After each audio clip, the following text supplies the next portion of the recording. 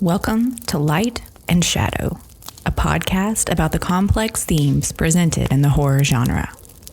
Much like the campfire stories of old, horror takes us into the dark corners of the world. It challenges us to face reality and confront our fears. So come, gather round the fire. Together, we'll explore what horror has to offer and venture off the beaten path. I'm your host, Nicole, and it's time to share another dark tale.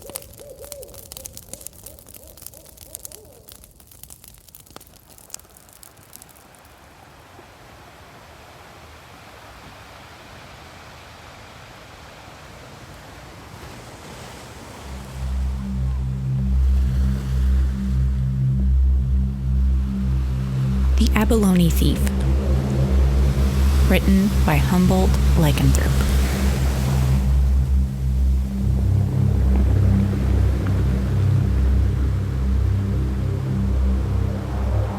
Although there is no internet access or even cell phone service in this tiny cabin where I sit typing, perched on a cliff high above the Pacific Ocean, still I write this blog in the hopes that it might find some new civilization long after mankind is gone.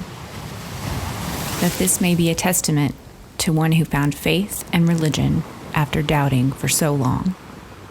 You see, I was never a spiritual or superstitious person. I was a believer in science, a student, a marine biologist.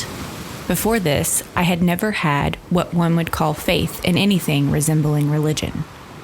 To me, it was all math, everything. The strange mutations of life were simply an exponential progression of evolution.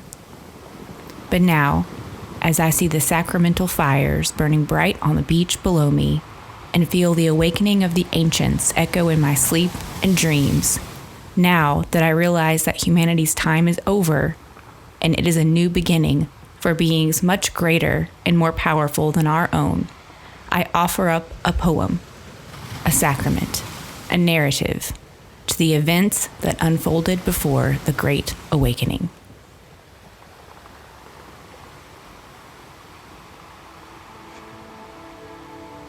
Let me start at the beginning. I was a doctoral student at the University of California, Santa Cruz, working on my PhD in marine biology. Mollusks were my specialty, specifically red abalone. Abalone are an edible type of sea snail, a marine mollusk single-shell gastropod found in coastal waters around the globe. Like all snails, they have a head with a mouth and a pair of eyes, and a foot which they use to cling to rock formations while using their file-like tongue to scrape algal matter into their mouths. They also have an enlarged pair of tentacles.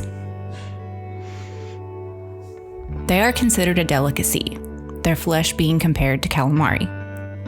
Red abalone, the largest and most prized of the species, are found only on the west coast of North America. Red abalone are not endangered, but because of overfishing and acidification of oceans, they've become rather scarce. That is why California put a ban on the commercial fishing of them in the 1990s. They can be harvested for personal use only north of San Francisco, April through November, with a hiatus in July, and with a limit of only 3 a day and a total of 18 a year. Since I was writing my doctoral thesis on abalone, it was deemed that I should spend the summer in a tiny fishing village called Shelter Cove. There I would study, measure, count, and map the abalone, and also report any suspicious activities relating to abalone poachers to the California Department of Fish and Wildlife. So, when the school semester ended in June, I packed up all my gear: scuba set, books, slides, specimen jars, microscopes, and strapped my kayak to the roof of my trusty old Subaru Outback and headed north up Highway 101 for Shelter Cove.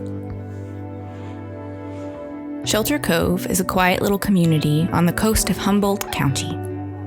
The sign as you enter declares it an island in time.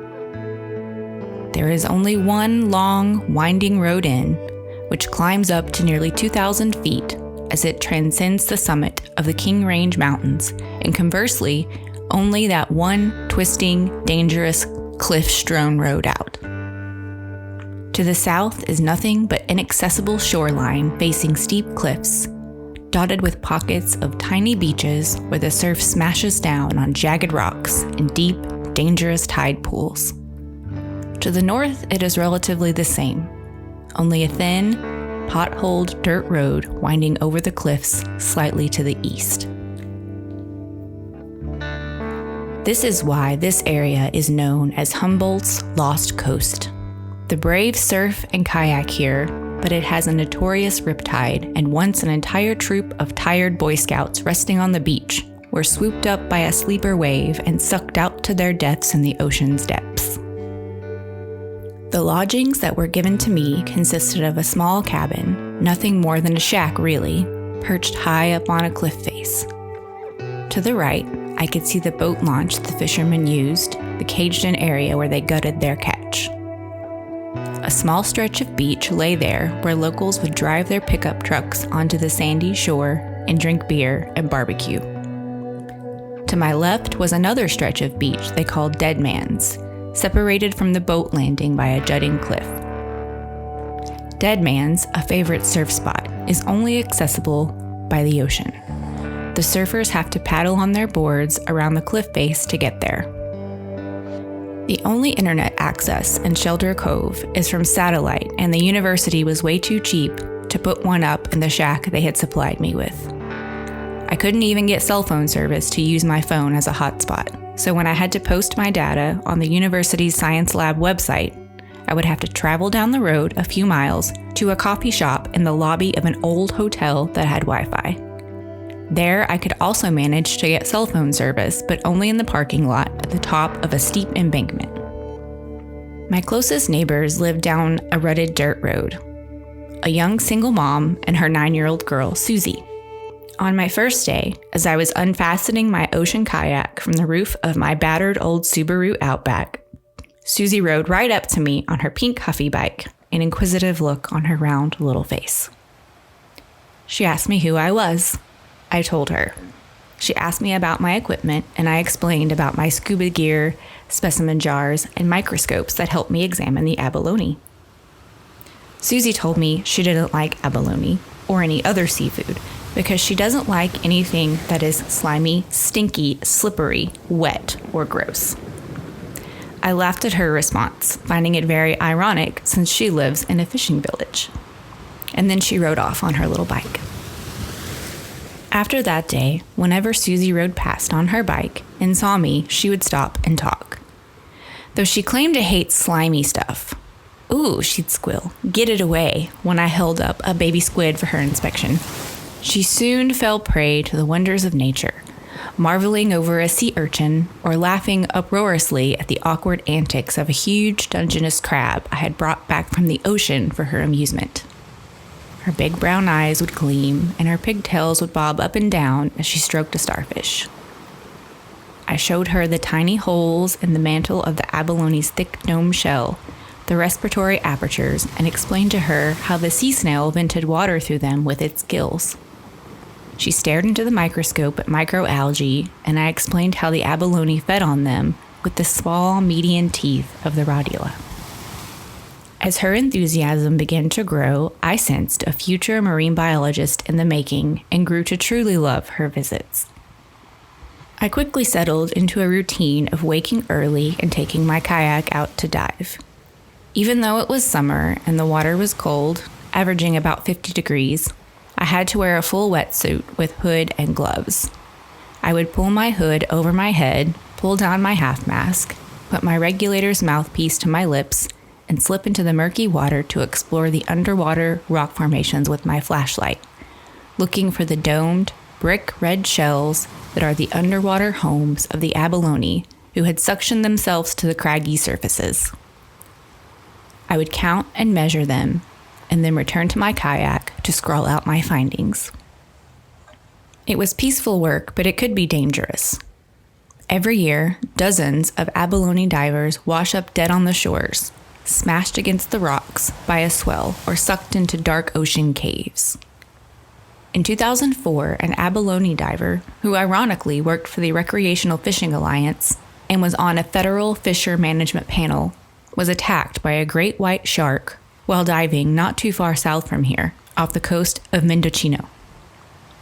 When his friends first saw the huge cloud of blood in the water, they thought it was some kind of sick joke. They were gravely mistaken. His mauled and ravaged body washed up on the shore a day later. In the evenings, I would type out my statistics on my laptop, their average depth and proximity to the shore, and in my free time, I would wander the desolate shoreline, exploring the tide pools while I sipped a local microbrew. I'd gaze up at the sky, streaked in pink and purple as the sun sunk down into the ocean, watching pelicans beat their wings in unison as the high-pitched wails of young harbor seals echoed off the towering bluffs. I was happy. As happy as I've ever been. By my third week, I had charted the entire shoreline for over half a mile. At the end of the first month, I had made enough inroads with the notoriously secretive locals to be invited to a party. It was a wild event, held on a sprawling manor that sat on a grassy hillside with the ocean spread out below it. It was the last day of June, and there would be a month-long hiatus for all abalone harvesting all of July, so the abalone divers were throwing a feast. There was abalone wontons, abalone salsa, 2 kinds of abalone ceviche, abalone sausage, but the most scrumptious was the abalone wrapped in dates, goat cheese, bacon, and deep fried. All of this, as well as the standard fare of salmon, halibut, cod, and oysters. Bottles of wine from nearby vineyards littered the tables, and ruddy-faced fishermen gathered around kegs of local microbrew. The sheriff was there in full uniform, and when someone passed him a joint, he puffed it and passed it on like everyone else. A week into July, I noticed a massive amount of abalone missing off the Point of Dead Man's. Abalone congregate where current flow causes drift seaweed to accumulate. The Point of Dead Man's was one of those places. Because abalone expand a large amount of energy when moving, they tend to stay in one location. Last week, the Point of Dead Man's had been littered with abalone. Now, there wasn't a single one left. I shone my flashlight along the submerged rocks. Nothing. I reached my hand into a narrow crevice, felt around the deep fissure for the telltale feel of those thick shells, cautious and aware that a swell could suck me into the narrow space, crush my bones, wedge me in, and trap me. Even if there wasn't a moratorium on abalone fishing going on, an absence of this size was unprecedented. This had to have been some kind of large-scale poaching. In San Francisco, dried abalone sells as an aphrodisiac for $2,000 a pound. A haul this big could easily net over $500,000. First, I alerted the Fish and Game Department. Next, figuring that the poachers, after having exhausted the supply on the point, would now move down into Dead Man's Cove itself, and that they would most likely come in the early twilight hours, I decided to stake out Dead Man's Beach to see if I could catch the poachers when they returned. The only way accessible to Dead Man's Cove is over the ocean. So I hauled my kayak out to the boat launch, slipped it into the dark water, waves lapping at the concrete pier, jumped in, and paddled out. There was a full moon, but the fog was rolling in thick across the relatively calm water. I kayaked past the beach, where a few pickup trucks were still parked, surfers relaxing on the shore and having a few beers after a day of riding the waves, and made my way around to the towering Point of Dead Man's, carefully avoiding the crescent of jagged rocks that rose up out of the black water and fog. Paddling into the small cove, I rode the surf up onto the beach. Pulling my kayak across the black, pebbly sand to the cliff face, I found a small cave, Nothing more than a craggy wrinkle in the bluff, and tucked my kayak into it, camouflaging it with driftwood, dried seaweed, and a few handfuls of sand. With my kayak hidden, I hiked down to the beach, and behind a large, washed-up tree stump, I set my small one-person tent. I hunkered down for the night, staying awake for a good while, but then drifting off to a light slumber, determined to sleep lightly and awaken as early as I could. In the middle of the night, I awoke to a garbled noise. I at first assumed it was the yapping of sea lions, but as sleep left me, I realized it was human voices. It sounded like they were singing or chanting. I poked my head out of my tent. The entire beach was now draped in a thick shroud of fog, but when I peered out into the distance, I was startled to see a mass of orange flames flicking up into the night sky. It was a huge bonfire, and silhouetted around it appeared to be a circle of people. Was I dreaming? I blinked my eyes and focused on the fire, and yes, around the fire was a ring of people in black, hooded cloaks. They held hands and slowly circled around the flames, chanting, with the fog swirling around them. On the outside of the circle, there were others, also in dark cloaks, remaining still as statues, holding torches. They couldn't see me, hidden in the fog behind the massive log, and I watched curiously. It was definitely strange, but I assumed it was a bunch of teenagers getting weird, or maybe even a coven of old hippie Wiccans getting their witch on.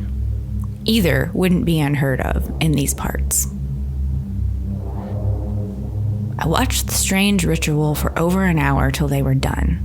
Then they responsibly put out their fire, burying its smoldering remains in the sand, and wandered up into a ravine where a trail took them up the cliffside.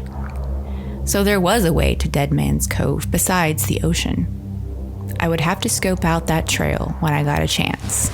Maybe the Abalone thief used it to get to the beach.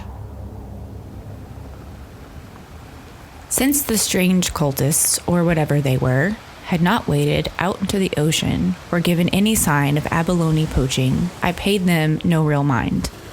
Live and let live, right? Just a bunch of kooks getting weird.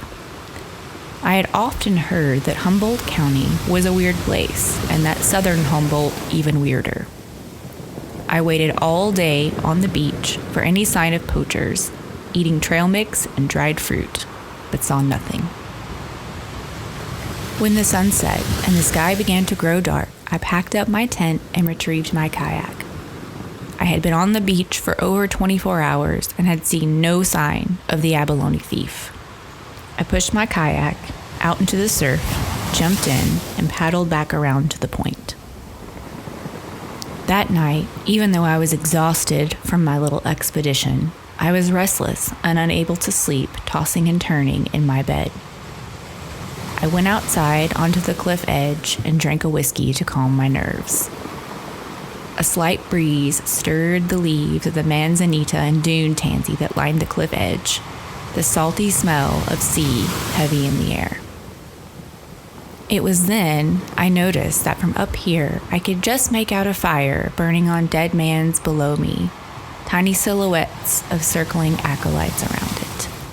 I could even make out the torchbearers that encircled the group. They were back, the weirdos. Probably just a bunch of local goth kids. The whiskey was doing its trick, and I yawned, feeling exhaustion take over. That night, I had the first of the dreams. I dreamed I was in the ocean, deep underwater, beneath the waves, examining the abalone. I ran my finger over their hard outer shell, imagining their fimbriated head lobes, their colomular muscle. It was breeding time, and I could see their respiratory apertures venting into the ocean's water column. In the dream, I had no scuba gear. I didn't need it. It felt as if I had some sort of gills, for I could feel the salty water swooshing in and out of me as it churned cold and green. Full of fascination, I studied the formations of rock and shell as a hand, almost human, crept over the craggy shelf. It was covered in pale green scales, and the tips of the fingers ended in black claws. It reached out and took hold of an abalone's blood-red shell and slowly peeled it off the rock. The slime trail the sea snail uses to move, leaving a viscous, oozing stain. I gazed in wonder as a humanoid head then rose up over the rocky ledge. A face with the features of a fish. Gills, small holes where the nose should be, massive black empty eyes. I stared on as the creature put the abalone to its mouth and with fanged teeth pulled the sea snail slowly out of its shell and began chomping on it, swallowing it in quick gulps. When it was done, it extended a long, thin black tongue, forked like the tongue of a snake, and licked the empty shell clean. So this is the abalone thief, I thought to myself, with the calm and calculating mind of a scientist without any fear whatsoever. Then I saw, out in the murky distance of the ocean floor, more. There were more of them, hundreds of them, maybe even thousands of them. An army of these scaled sea creatures, feeding on the abalone, gaining sustenance to strengthen themselves, preparing for something. I awoke, bathed in sweat, shivering, unable to dislodge the strange dream from my mind. The dream was bizarre, silly. Obviously, it had no bearing on reality. Sea creatures poaching the abalone? But something within me felt different, very unscientific. For the first time in my life, I felt an inexplicable spirituality, an awareness of a higher power or a higher being. I also felt very, very scared, though I couldn't say why. The next day, I searched for the path that led to Dead Man's. I realized that from my cabin, I could walk along the cliff edge, between the clumps of coyote bush and dune tansy, down a hill into a gully that eventually formed into a steep, rocky ravine. Following this ravine down into a small valley, I found the trail. Nothing more than a deer or elk path, really. On an impulse, I decided to stake it out that night, to watch and see if that strange group appeared again. Just to check them out for curiosity's sake and see what they were up to. If I could identify any of them, maybe I could question them about the abalone thief. See if they had any good intel on boats or strangers coming or going from the beach. That night, sure enough, as I crept down to the ravine, I could see the fire burning on the beach below. I positioned myself off the trail and above the cove, just close enough to see the beach fairly well with my binoculars. I crouched down and put the binoculars to my eyes. I could see that they were holding hands around the fire again, slowly rotating, most likely chanting the strange mumbo-jumbo I had heard last night.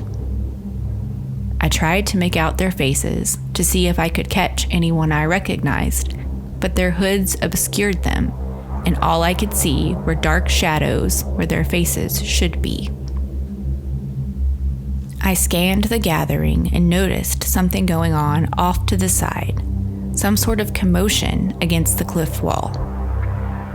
Two hooded figures were holding a struggling figure by its arms. I focused my binoculars, and what I saw made my mouth go dry and my gut clench. It was Susie. They were holding little Susie, and she was naked and struggling. This couldn't be.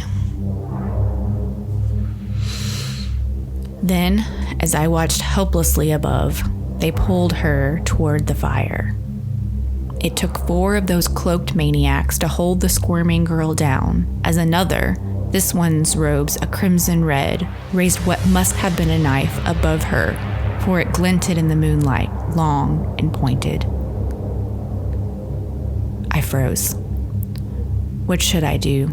What could I do? There had to be at least a dozen of them down there. Then it all happened so quickly. Then I fell, and I thought I could hear that little voice I knew so well cry out in pain and go silent. Little Susie's pale body fell limp and crumpled onto the sand. I had to do something. I spun around and clawed myself up the ravine, and as I did, my foot slipped, and I sent a shower of pebbles and dirt down into the mist-covered gully. I froze, my mouth dust dry, clinging to the rock face. Had they noticed? With a pounding heart, I started back up. Once I got to the top, I sprinted over the bluffs to my Subaru, now out of breath and huffing. Fumbling with the keys, I started the engine and sped down the road.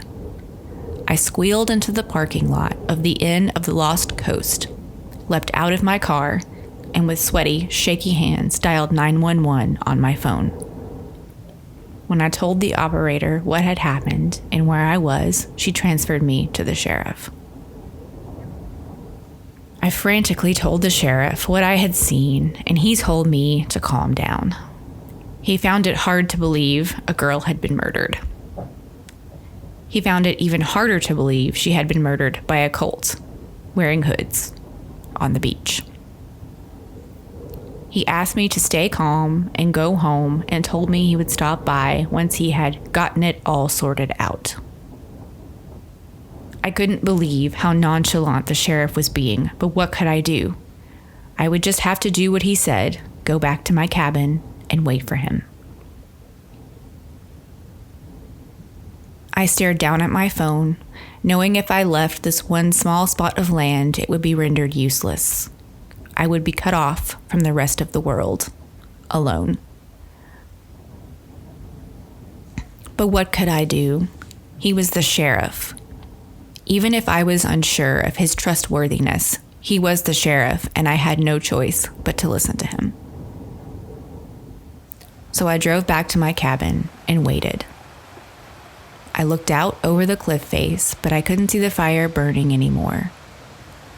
I drank a whiskey, tried to go over my data, but I was too shaken up. My hands shook so bad I couldn't even manage to type numbers into the keyboard of my laptop. Suddenly, there was a knock at the door that startled me. Shook me to the bone, if I'm being honest. I found myself wishing I had just hightailed it out of here earlier, driven away down the long, winding road that was the only way in or out, never to come back. I crept up to the door and cautiously pulled the curtain of the window back. Peeking out the window, I saw the sheriff standing at my doorstep with Susie's mother and a little girl. I tentatively pulled the door open. The sheriff impatiently asked me if this girl was the girl I saw murdered. I gazed at the little girl before me, a girl the same age and height as Susie, with similar hair, but definitely not Susie. The girl, her mother, and the sheriff all seemed confused. The sheriff assured me that this girl was, in fact, Susie Anderson. I assured him that I saw the actual Susie Anderson murdered, which caused all three of the people standing at my door to become very upset. The girl and her mother stormed off, leaving only me and the sheriff. He accused me of being on drugs and gave my tiny cabin a skeptical glance. I asked him if he investigated the scene at the beach, and he claimed it appeared as if a bunch of kids were having a party and that they left beer cans everywhere.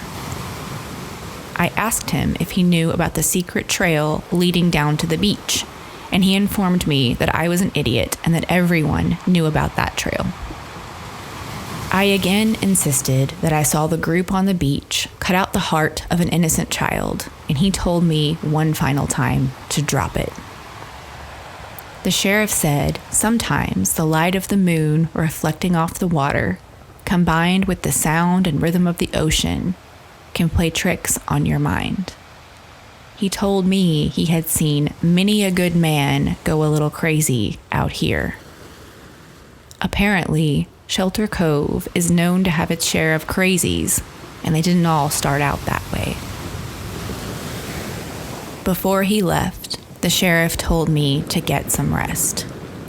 He offered to come back the next day, after I had a chance to sleep on it, to talk about it some more. He said we might even take a little walk down to that beach. He said he'd like to take a walk with the scientist like me. Maybe I could tell him what some of that weird stuff in the tide pool is. How I fell asleep that night, I don't know. It was as if I had been drugged. I drank half a beer and a great lethargy fell over me. I stumbled to the bed with my eyes heavy and was asleep before my head hit the pillow. That night, the final dream came to me and I had a great realization. I was in the ocean with all the other deep ones, the cool, salty water swooshing in and out of our gills, the light of the moon sending out great shafts of pale light through the deep, murky water. We were harvesting abalone, eating some for our own strength, bringing back armfuls of others for the great one who slept out in the ocean depths, the dark lord who was awakening, and who would soon rise in a fury of black leathery wings and tentacles.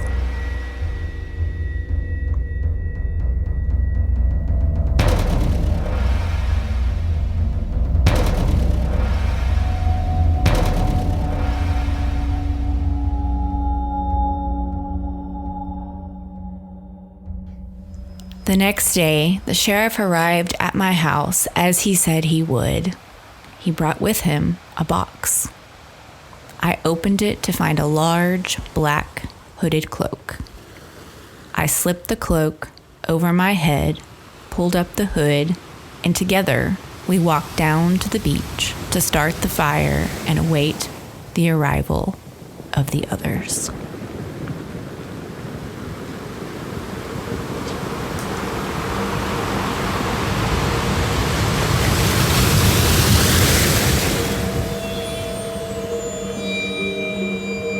The Abalone Thief was written by Humboldt Lycanthrope and was adapted under an Attribution Share-alike 2.0 generic license. Some edits have been made. See the link in the show notes for the original story.